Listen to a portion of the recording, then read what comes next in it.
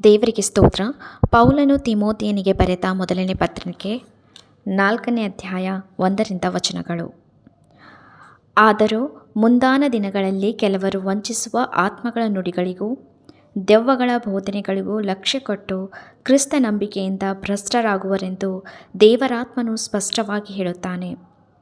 ಸುಳ್ಳು ಬೋಧಕರು ಬಂದು ಸ್ವಂತ ಮನಸ್ಸಿನಲ್ಲಿ ಅಪರಾಧಿಗಳೆಂಬ ಬರೆಯುಳ್ಳವರಾದರೂ ತಾವು ನೀತಿವಂತರೆಂದು ತೋರ್ಪಡಿಸಿಕೊಂಡು ಅವರನ್ನು ಮರುಕಳಿಸಿ ಮದುವೆಯಾಗಬಾರದೆಂತಲೂ ಇಂಥಿಂಥ ಆಹಾರವನ್ನು ತಿನ್ನಬಾರದೆಂತಲೂ ಹೇಳುವರು.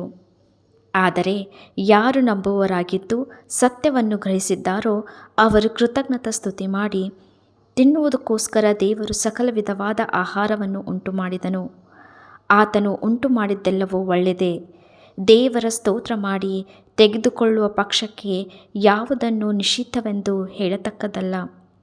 ದೇವರ ವಾಕ್ಯವನ್ನು ಹೇಳಿ ಪ್ರಾರ್ಥಿಸುವುದರಿಂದ ಅದು ಪವಿತ್ರವಾಗುತ್ತದಲ್ಲ.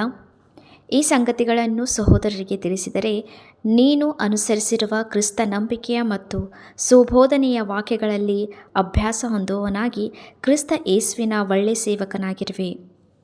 ಅಜ್ಜಿ ಕಥೆಗಳಂತಿರುವ ಕೇವಲ ಪ್ರಾಪಂಚಿಕವಾದ ಕಥೆಗಳನ್ನು ತಳ್ಳಿಬಿಟ್ಟು ನೀನು ದೇವಭಕ್ತಿಯ ವಿಷಯದಲ್ಲಿ ಸಾಧನೆ ಮಾಡಿಕೊ. ದೇಹ ಸಾಧನೆಯು ಸ್ವಲ್ಪ ಮಟ್ಟಿಗೆ ಪ್ರಯೋಜನವಾಗಿದೆ, ಭಕ್ತಿಯಾದರೂ ಎಲ್ಲ ವಿಧದಲ್ಲಿ ಪ್ರಯೋಜನವಾದದ್ದು. ಅದಕ್ಕೆ ಇಹಪರಗಳಲ್ಲಿಯೂ ಜೀವ ವಾಗ್ದಾನ ಉಂಟು. ಈ ವಾಕ್ಯವು ನಂಬತಕ್ಕದಾಗಿಯೂ ಸರ್ವಾಂಗೀಕಾರಕ್ಕೆ ಯೋಗ್ಯವಾಗಿಯೂ ಅದೇ. ಇದಕ್ಕಾಗಿ ನಾವು ಕಷ್ಟಪಡುತ್ತೇವೆ, ಹೋರಾಡುತ್ತೇವೆ. ಯಾಕಂದರೆ ಎಲ್ಲ ಮನುಷ್ಯರಿಗೂ ವಿಶೇಷವಾಗಿ ನಂಬುವವರಿಗೆ ರಕ್ಷಕನಾಗಿರುವ ಜೀವವುಳ್ಳ ದೇವರ ಮೇಲೆ ನಾವು ನಿರೀಕ್ಷೆಯನ್ನಿಟ್ಟುಕೊಂಡಿದ್ದೇವೆ. ಈ ಸಂಗತಿಗಳನ್ನು ಆಜ್ಞಾಪಿಸಬೇಕು ಮತ್ತು ಬೋಧಿಸಬೇಕು. ಯವನಸ್ಥನೆಂದು ನಿನ್ನನ್ನು ಅಸಡ್ಡೆ ಮಾಡುವುದಕ್ಕೆ ಯಾರಿಗೂ ಅವಕಾಶ ಕೊಡದೆ ನಂಬುವವರಿಗೆ ನಡೆ, ನುಡಿ, ಪ್ರೀತಿ, ನಂಬಿಕೆ, ಶುದ್ಧತ್ವ ಇವುಗಳ ವಿಷಯದಲ್ಲಿ ನೀನೇ ಮಾದರಿಯಾಗಿರು. ನಾನು ಬರುವ ತನಕ ವೇದ ಪಾರಾಯಣವನ್ನು ಪ್ರಸಂಗವನ್ನು ಉಪದೇಶವನ್ನು ಮಾಡುವುದರಲ್ಲಿ ಆಸಕ್ತನಾಗಿರು. ನಿನ್ನಲ್ಲಿರುವ ವರವನ್ನು ಅಲಕ್ಷ್ಯ ಮಾಡಬೇಡ. ಸಭೆಯ ಹಿರಿಯರು ಪ್ರವಾದನೆಯ ಸಹಿತವಾಗಿ ನಿನ್ನ ಮೇಲೆ ಹಸ್ತಗಳನ್ನಿಟ್ಟಾಗ ಅದು ನಿನಗೆ ಕೊಡಲ್ಪಟ್ಟಿತಲ್ಲ. ಈ ಕಾರ್ಯಗಳನ್ನು ಸಾಧಿಸಿಕೊಳ್ಳುವುದರಲ್ಲಿ ಆಸಕ್ತನಾಗಿರು. ಇದರಿಂದ ನಿನ್ನ ಅಭಿವೃದ್ಧಿಯು ಎಲ್ಲರಿಗೂ ಪ್ರಸಿದ್ಧವಾಗುವುದು.